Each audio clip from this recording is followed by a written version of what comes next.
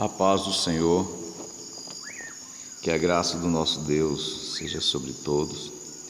Nesse instante eu quero ler um texto da palavra do Senhor e meditar um pouco com os irmãos que se encontram no Evangelho de João, no capítulo 14, os 8 primeiros versos desse texto, e nós queremos meditar um pouquinho com breves palavras, extrair algumas verdades desse texto.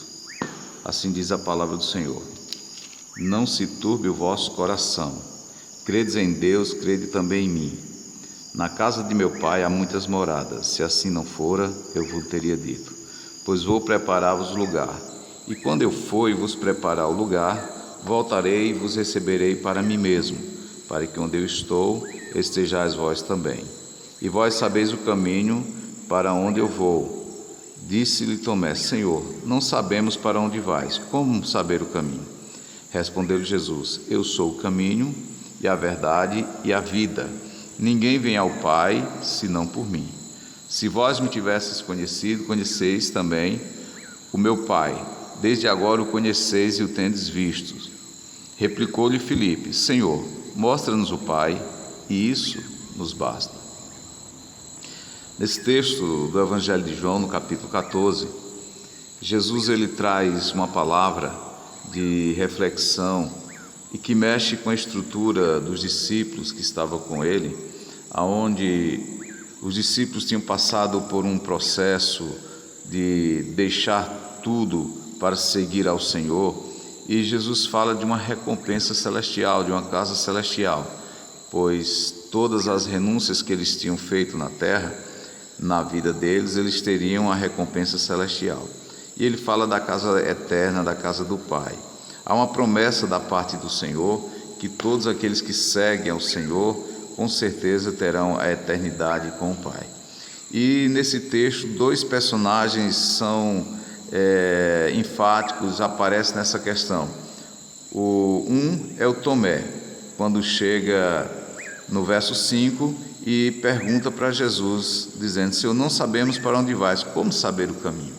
Tomé, ele tinha uma perspectiva mais aguçada, curioso, e como muitos dizem, ele tinha uma certa incredulidade. Mas a incredulidade de Tomé também ela é boa, porque ele mexe com a incredulidade, mas com a curiosidade. Então ele coloca para fora a sua curiosidade. E ele pergunta o caminho. Então Jesus ele dá a resposta para Tomé e diz: olha, Tomé, preste atenção. Eu sou o caminho, a verdade e a vida. Ninguém vem ao Pai senão por mim. Jesus usa 3 termos que estão interligados um ao outro, quando ele fala para Tomé, dando a resposta a Tomé, dizendo que o caminho, a verdade e a vida se encontram nele. Então, são 3 verdades que estão em uma única expressão, quando ele diz: eu sou o caminho e a verdade e a vida, e ninguém vem ao Pai a não ser por mim. Interessante que por caminho, o caminho, a gente entende que Jesus ele vai falar mais na frente que ele e o Pai é um. Então, quando ele fala que o caminho é Jesus. Para chegar em Deus, tem que ir pelo caminho, que é Jesus. Depois que segue o caminho, esse caminho leva até a verdade. Quem é a verdade? É Jesus. E a verdade sempre liberta, ela leva à vida. E quem é a vida? É Jesus. Então, por ele, por meio dele e para ele. Então ele diz: eu sou o caminho, a verdade e a vida, e ninguém vem ao Pai a não ser por mim. Então Jesus se apresenta nesse texto como a expressão mais completa, a expressão única de acesso, de ligação do homem a Deus.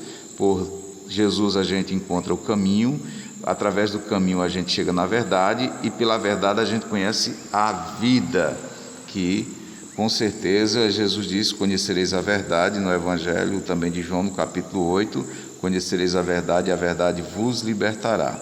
No Evangelho de João, então, ele tem muito essa palavra enfática, onde Jesus expressa que em Deus está a satisfação de tudo, e Jesus, na verdade, não só mostra o caminho para que a satisfação esteja em Deus, mas só é possível chegar a Deus por meio de Cristo. Então ele diz: eu sou o caminho, a verdade e a vida. Então ele satisfaz a resposta, ele satisfaz a curiosidade de Tomé, porque Tomé ainda tinha dúvidas. Isso mostra que o ser humano ele tem muitas dúvidas no coração, mas quando ele se encontra com Jesus, com certeza em Jesus ele começa a caminhar gradativamente. Na caminhada com Cristo, ele vai caminhando e chega na própria verdade, que é o próprio Cristo. Então, quando a gente conhece a verdade, a gente passa a ter vida, passa a ser livre, e a verdade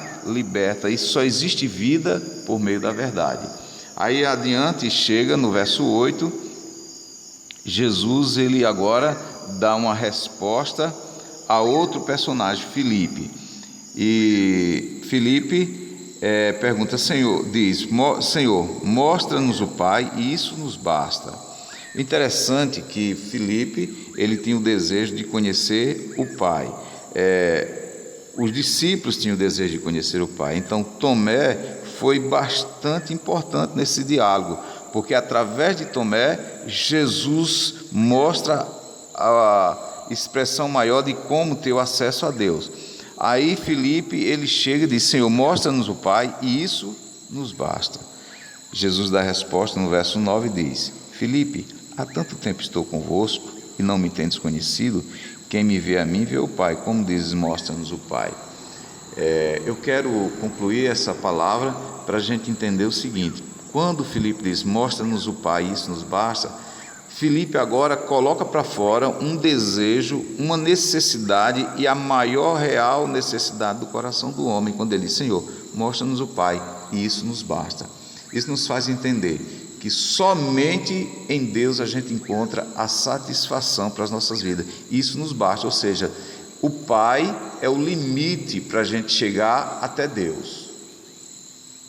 Então, como o Pai é o limite para a gente chegar até Deus, a gente vai entender que nessa expressão da nossa vida, o homem não vai se contentar com nada nessa vida, a não ser quando ele chega a ter o conhecimento do Pai. Por isso que ele diz, mostra-nos o Pai e isso nos basta, porque quando a gente tem o conhecimento do Pai, o conhecimento do Senhor, o conhecimento do nosso Criador, porque para isso nós fomos criados para intimidade com o Senhor, para viver para Deus, viver com Deus e viver em Deus. Então por isso que Filipe diz, Senhor, mostra-nos o Pai, isso nos basta. Quando ele diz, mostra-nos o Pai, isso nos basta, não é que ele queria ver mais alguma coisa da parte do Senhor, é porque ele aqui expressa o limite máximo, pois o homem ele vive correndo atrás de recursos financeiros, terrenos, de busca material, prazeres e satisfações terrenas. Por quê? Porque ele não chegou em Deus. Porque quando ele chegar em Deus, ele vai entender que nada vai preencher esse espaço que tem no coração dele, a não ser o próprio Deus. Nosso coração tem uma lacuna que só Deus pode preencher. Por isso que Filipe disse, mostra-nos o Pai, e isso nos basta. E esse é o desafio dos nossos dias e o desafio de todos os tempos, é a gente se satisfazer no Pai, com o Pai. Por isso que ele disse, nos basta. Não dá para ir adiante. Quem encontra Deus não quer outra coisa. Quem se relaciona com Deus não quer outra coisa. Quem se relaciona com o Pai não quer outra coisa. Quem vive com o Pai não quer outra coisa. Não existe nada nesse mundo que seja comparado, que se compare à glória celestial, à glória do invisível, do Senhor, que preenche as nossas limitações. Então, quando a gente tem a percepção de Deus, a gente pode dizer como Filipe, Senhor, mostra-nos o Pai, isso nos basta. Só que o Pai já estava com eles. Jesus disse, Filipe, há tanto tempo eu estou convosco. Olha que coisa linda, Deus, o Eterno, agora que se fez carne, na visão, diante da vista dos discípulos, eles puderam ter aquela concepção, o próprio Deus estava ali com eles, e eles puderam ter esse privilégio. Hoje a gente não pode ver Deus como eles viram na pessoa de Cristo, mas o Espírito Santo, que ele vai falar, Jesus vai falar no capítulo 16 desse texto, a gente vai ter essa ligação com o Pai. E quando isso acontece, todas as coisas perdem o valor. E a gente precisa glorificar. Então, que o desejo de Filipe, expresso aqui, o desejo do coração de Filipe, quando ele diz para Jesus, mostra-nos o Pai, isso nos basta, que seja também o desejo das nossas vidas, que a gente possa ser satisfeito com o Pai, que o Pai nos baste, e quando isso acontecer, nós estaremos plenos e satisfeitos. Nunca deixe o coração, nunca devemos deixar o coração, nunca devemos deixar as coisas desse mundo tomar o espaço que é do nosso Deus.